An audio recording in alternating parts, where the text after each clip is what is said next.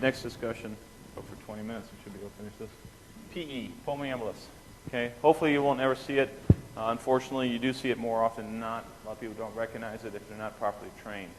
So one of the things that I'm trying to work on you while you're here is make sure that you can identify them. I just had another PE the other day. It was a small one, but the student that was with me had his head down for a second, and I hit him in the shoulder. Hey, look. And he looked up and started seeing some of the things I was seeing, and so he looked at me like, is that a PE? He said, yep, small one. Okay, so we sort of pick up on stuff that's subtle, but you got to watch what you're doing. Now, remember one thing, pulmonary blood flow, the right ventricle pumps 100% of its cardiac output into the pulmonary artery, so anything that would occlude that, it would be very significant and life-threatening, which is what a pulmonary embolus is. It can be a clot, it could be debris. I've seen bullets actually get into the pulmonary artery from actually a vein entered, and it drifted all the way back to the heart. Bad outcomes can happen when you throw any kind of clot into the pulmonary artery structure. Usually, if you're looking at blood clot, you have all these are the major causes of blood clot formation: pregnancy, oral contraceptives, estrogen replacement therapy, tamoxifen therapy. So women have a very high risk for developing PE. That's obvious. That's a top 4 list right there. Okay. Surgery is basically a problem with immobility. So is air travel. If you're traveling for more than a few hours, especially we're finding out that if you're not only traveling long distances but under lower pressures, you have an increased risk of venous stasis and increased risk of developing DVTs. Some of the airliners are actually now they're increasing their pressurization in the cabin to decrease the risk of people developing PEs. That's how severe it's becoming an issue in the airline industry. If you're prolonged sedentary status or hospitalization, not only that, if you look at airlines, when I was a kid, it was actually enjoyable to get on an airplane. You actually had a 3-course meal served to you. It was actually nice, and people were usually pleasant. Now you're treated like a sardine. How much tighter can they get you into these damn seats? I have no idea. So, but don't give them that idea. They might try it some more. So, obesity, systemic illnesses, lupus, all these other are anticoagulation problems that are associated with as well. The pathophysiology of pulmonary embolus is that you get an embolus that arrives into your pulmonary vascular, and it tremendously increases your pulmonary vascular resistance. Okay, that's the big tip-off. It increases your PVR right through the roof. Okay, so you go from a normal PA pressure of 20, you're going to a PA pressure of 60, 80, 100.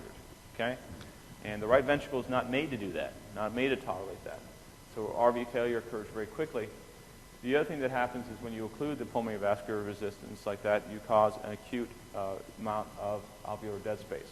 So increase in alveolar dead space causes severe hypoxemia and a rapid deterioration in your end-tidal CO2. So that means CO2 is not coming out. Okay, that means CO2 is staying inside the body, and the person is developing a respiratory acidosis. Okay. Bronchospasm will also take place because when the clot enters into your pulmonary circulation, it causes like an inflammatory mediated response, which releases things like SRSA, which is slow-releasing substances of anaphylaxis. So a lot of times you get bronchospasm. You hear wheezing a lot of times, and you'll see it on your end-tidal CO2 as well. You also see a decrease in surfactant, which is more of a long-term effect. It causes atelectasis, decreases your pulmonary lung compliance, and it causes tissue necrosis and sometimes, which is called a pulmonary infarct phenomenon. We had that actually yesterday. I was working with somebody, and we were doing a bronchoscopy on somebody, and when we looked down the lung, the guy had blood coming out of his lung. Okay, and what was later found out was it was a pulmonary infarct. He had a PE. So, but we sort of talked about it during the case and found out later that he did have PE. What you see is PE is not a disease in itself. It's a result of basically a clot coming from somewhere else. It has fatal complications. If you make it within the first 15 minutes, there's a good chance you'll survive. It usually kills most people in the first 15 minutes that it happens to. And it depends on the size of the PE. You can have indolent PEs, which are low-grade PEs, which are small little clots. Those are bad news because eventually they develop into pulmonary hypertension. Okay? If you have a massive PE called a septal embolus, it's lethal 100% of the time. If you have something that's in between that, that's when you get the symptoms that we're going to describe next. Okay? Normally, microthrombi are formed in life within the venous circulatory system. That's pretty much happens to you all day long. You have a system called the plasmolytic system that breaks down clots. but sometimes under certain pathological conditions, these microemboli can escape and propagate and eventually get thrown into your bloodstream and return back to the heart. The heart basically, the lung acts like a screen to protect you from it going systemically and causing problems. So your lung is able to accept a certain amount of clot and break it down, no problem. Okay? So it does happen every once in a while, but as long as it's not symptomatic, it's not an issue. Unless it's like all the time that you get it and you get pulmonary hypertension. The things that you'll get is if it is significant, the symptoms sometimes are non-specific. Patients usually acutely short of breath. They'll tell you that they can't get air. The people that I've seen people throw saddle emboluses are right in front of me. Had one kid said, "I can't breathe," and then dropped dead. Boom. That was it. Game over. We never got him back. Had another guy do the same thing in front of us. He was a little more gradual. He said, I'm feeling short of breath. Just tell my son that I love him, and he dropped dead on us. So it can happen pretty fast. Tachypnea is usually what you'll see. The person will increase the respiratory rate. They get severely hypoxemic. That's usually pathognomonic of this. Later on, if they'll get fluidic chest pain, that should be a sign of it extending and causing actually infarct in the lung. You get a non-productive cough, and sometimes you'll have hemoptysis, which means they're coughing up blood. You also get accentuation of the second heart sound because of the increase in pulmonary artery pressures. You'll see arousals every once in a while, tachycardia, fever, and hemoptysis. The EKG changes. This is what was classic. We actually, one of the students I was working with on Sunday, he showed me a really bad EKG, and I said, "Well, this looks like a PE." And I said, "Why does it look like a PE?" Well, the first thing that happens is you get right ventricular strain pattern. Okay? The right ventricle begins to dilate and begin to show signs of increased ventricular workload on that side. So you actually will see a right bundle branch block a lot of times develop on these people. Okay? The other thing you will also see what's called an S1Q3 T3 pattern, which means that you get a prominent S wave in lead 1 and a Q wave, inverted T wave in leads 3. The other thing that you'll see is you'll see T wave inversions, which is what we saw in that patient on leads V1 through V3, which is an anterior wall. The anterior wall is part of the septal wall, which is what the right ventricle is also going to get dilated and push into that septal wall. So a lot of times you get T wave changes on the anterior wall. And just by looking at the EKG, we said, well, this person most likely has a PE. Looked at their echo report, showed that PA pressure was 60, and it was found out about later on that day that the patient had a PE. It was a different patient. We had 2 PEs in one day. It was really strange. So, but one was classic on the EKG. It was very, very similar to this one. Actually, it looked worse than this one. So, the lab diagnoses are really a minimal help. The D-dimers are pretty much useless. They're basically nonspecific. It just means that you have blood clot that's forming and lysing rapidly. What D-dimers basically are is a byproduct of fibrinogen. Fibrinogen forms into fibrin, and then fibrin gets broken down by the plasmolytic system, by plasmin, into what's called D-dimers.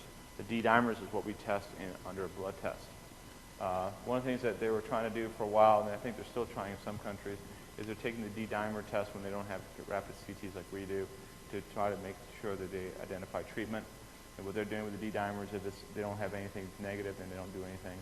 If it looks elevated and they need to consider anticoagulation, they check a venous ultrasound to see if they can find clots. If they find clots, then they go immediately to anticoagulate. If they don't find clots and the D-dimers still remain negative, they don't do any treatment. If the D-dimer is positive, then they repeat the ultrasound in a week, and then they do the treatment. Now, we don't do it that way. Instead, we do the next part, which is we go for definitive diagnosis. Definitive diagnosis means that you know that the person has developed a PE. Now, the best one, I'll show you some other pictures with pulmonary perfusion ventilation scan. I personally hate it. How many people have done VQ scans? I think all of you have. Isn't it fun going down there for 2.5 hours on a patient who's highly unstable and hypoxemic? I mean, I love it. I mean, I just shook always my head, like, what are we doing here?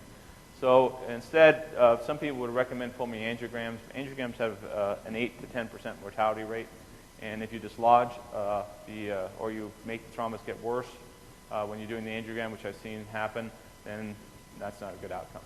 Okay. Some places, and we were doing that for a while, we actually put in a special pulsation device that will suck up the clot and remove it. Okay? Mortality rate's bad. This is one that I was telling you about that he told me the guy was going to die in front of me. He's the one that told me, he said, say goodbye to my son. And I had to go tell his son that. It was pretty rough. But he knew he was going to die. It was when they were doing the actual suctioning, it dislodged the clot and it went through the rest of the lung. So, you know, things bad can happen with these kind of things. The spiral CT is really cool because it's fast. It's really fast. It takes 30 seconds, you're done. You go down, put them through the CAT scanner. It takes longer to put them on the bed than actually do the scan. When you're done with the scan, you get a three-dimensional view, and you get this view, and you can see the cutoff sign. Here's a pulmonary artery here that's normal. Okay, and you see right here, there's a clot. And you can see how big the clot is. Okay, so it's a pretty good study. Now, if you look at the angiogram, this is what they do with the angiogram. They put in a dot, they put in the catheter, and then they shoot dye into it. This is normal pulmonary circulation. So this person's perfectly normal. This is another person. When they shoot the dye, you can actually see what's called a cutoff sign. See right here, the pulmonary artery should be still going nice blood supply. There's nothing here. It's all black. I mean, it's all white. There's no contrast going out. So that's called the cutoff sign. If you're looking at the multi-spiral CT results, you can actually see exactly where the clots are forming, and you can see how big they are. We had the other day where, this happened to me about 2 years ago, they were doing an orthopedic procedure, and they were hammering, and they were putting a cement in, and the cement went to the person's lungs in the case. We did the diagnosis by the spiral CT. Rather impressive. We had the diagnosis in 15 minutes. So. Now, what happens if it happens during anesthesia? This is how you pick it up. You look for arrhythmias first. If you all of a sudden you see a significant bradycardia all of a sudden happen to you, why would a bradycardia happen? So you don't see the tachycardia until after the event. You see bradycardia initially because you get a rapid increase in PA pressures. When the PA pressures rise, the right ventricle dilates, the right atrium dilates, and that tells the heart what to do. Slow down. Okay? So the SA node slows down, and you get bradycardia initially. The next thing you'll see is a person will develop arterial hypoxemia. Sometimes you'll hear bronchospasm. And this is what you will see on a PE. You'll see you're going 40, 40, 40, and all of a sudden you go boom. This is a massive PE. This is not good. If they're down this low, they're going to rest on you. Well, what I saw the other day is it went from 40, 40, 27. Okay? And I actually told the surgeon to stop. I looked over the top of the screen and he said, stop for a minute. And what he was doing is he's showering the person with fat embolus, which I'll get back to in a second. Okay? And I'll show you how that happened. You get, if you get down to this level, where you're down to this low, you'll arrest, you get hypotension, and the person will arrest on you. Usually at that point, the game's over. If you get this and it starts coming back up, then you're okay, as long as you don't get a recurrent event. So that's why you tell the surgeon to stop whatever they're doing. The only two deaths I've had two deaths in the operating room from PEs. One was from a tumor. They were actually putting a rod through a tumor, and when they hit it the first time, a significant PE, enough that the CO2 went from 40 to 25. I told the surgeon to stop. The attendings came in the room, they discussed it. They said, well, you know, this family doesn't want us, he didn't want us to wake up if he couldn't fix his leg. So I said, okay, that was pretty massive, last one. So CO2 came back up to 40. Well, more time, hit it, and sure enough, this time it was lethal. And you know, it was over with in about 30 seconds. So you can see the CO2 actually went to 0. We never got CO2 again. It's chest compressions, everything. It was a massive saddle embolus when we found out, and it was all tumor cells. So even if he had survived, it wouldn't have mattered. It would have been, his tumor would have been super metastatic at that point, not that it was already. Treatment, supportive is important. Giving that person fluids and to dilute out the clot is critical at that point. Okay? If the person is severely dehydrated with high viscosity, their chance of survival goes way down. You want to maintain the elevated heart rate, so don't get beta blockers. Systemic anticoagulation if possible. Thrombolytic agents also, I've seen tried. Be very careful giving thrombolytics after surgery. You're asking for it. I've seen somebody do that, and you can lose 2 to 3 liters into the hip. So not a good idea in that sense. Surgical intervention, sometimes I've seen that done. And it's usually for somebody that's medical, that's usually done that for. So it's a doctor or somebody that knows somebody that's pretty important in the community that uses crazy stuff like surgical intervention. And what they'll actually do is they'll cut open the chest, they'll do a sternotomy, they'll open up and have the pulmonary artery exposed, and they'll then cross-clamp the pulmonary artery, put the person in cardiac arrest, and open up the pulmonary artery, pull out the clot, put the suture back on, cross-clamp off, and then hopefully the patient survives. It doesn't really work. I've seen it tried 3 times. One time the guy got off the table, never woke up again, and the other 2 times patients died on the table. So not something that I would say it's high on my list of doing. Management is immediately go to 100% FiO2 if you have this happen to you. It's nitrous oxide. Switch immediately to 100% oxygen simply because you could have an air embolus as well. Be supportive by giving them fluids and keeping their heart rates up, so don't go crazy with anything else. If you wait too long and just didn't get treated properly, or even you got treated properly, you can develop into what's called a pulmonary infarct. This occurs in about 10 or 15% of all PEs. You get tissue necrosis distal to the lung tissue, so what you'll do is get this wedge infarct. And you see on this CAT scan here, you said this wedge infarct here. And that means that this area has died away, and then what the person will do is they'll usually have coughing of blood. Usually it's dark blood, not bright red blood, because it's usually partly lung tissue in it. So they develop hemoptysis. They'll have a chronic fluidic chest pain. The chest x-ray change is what I just showed you before. Then fat embolism is the last one we'll talk about, and then we'll talk about peripheral vascular disease the next hour. So I'll give you guys kind of a break after this one. Fat embolism is basically comes from bone marrow most of the time. I have seen one reported case of fat embolism came from, actually they killed a patient. They were doing cellular, what's it called? They took the person's fat and then they spun it out and tried to get the hematopoietic cells so to do cellular regenerative therapy. And then they injected the fat directly into the vein. I've never thought that was a good idea. Okay, so and of course they gave the guy a massive PE. They didn't realize that they were going to give a massive. Where the heck they thought this stuff was going to go? So you don't inject stuff into the venous system. It just unless it's liquid. It amazes me. But anyways, going to the same story, embolism can occur from fat from bone marrow. So anything that you can do orthopedically, where you ream or punch holes through the bone marrow, you can actually push the fat out of the bone marrow into your bloodstream. And that'll give you a massive PE at times. Where you see fat embolism usually occurs from long bone fractures only. So usually it's femur. You can also get it from the tibia, a little more rare, and also the humerus. Those are the major ones. Usually the signs and symptoms, person will get dyspnea, tachycardic, mental confusion. Usually mental confusion is pretty pathognomonic of it. Fever, and you get this petechial rash over the skin. Fat goes up because it floats. So when you have the person laying flat, the fat goes upwards. So you'll see it in the skin. And it causes petechial hemorrhaging in the skin. It's the blood clot doesn't do that. It doesn't float like fat does. Okay? And arterial hypoxemia can be pretty severe. And this is where you watch one that can happen is when they're hammering. Okay, when you have the humerus, the femur here is fractured, and they're putting this long pin in all the way through. That's when you get fat embolysis. Okay, and it can happen pretty quick. If you see it happening, just tell the surgeon to stop, and just give the body time to recuperate. It will recuperate. It just takes a few minutes, and then once it recuperates and comes back up to 40. Then the surgeon can hit it again. Just tell them go easy, okay?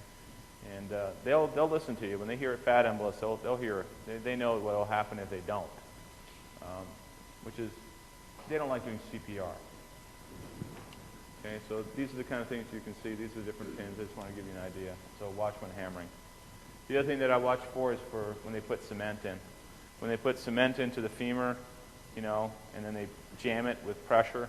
Well, that glue will go into the blood stream also. And I got called on that one day. I was actually sitting in the classroom at Telford building teaching 4 students about PE when I got called to the room for a PE. It was kind of a different day. And all students came in to help me. So we had 4 students, CRNA, myself, taking care of this patient. It was a perfect simulator lab. So the patient actually survived it, even though they had 40 to 50% of their lung completely permanently glued, because the glue doesn't come out of you, so it stays permanently in your lung. So the person actually walked out of the hospital on 2 liters of oxygen, and I heard about 6 months later that she was actually off the oxygen and doing okay. So it's impressive. People are tougher than we think.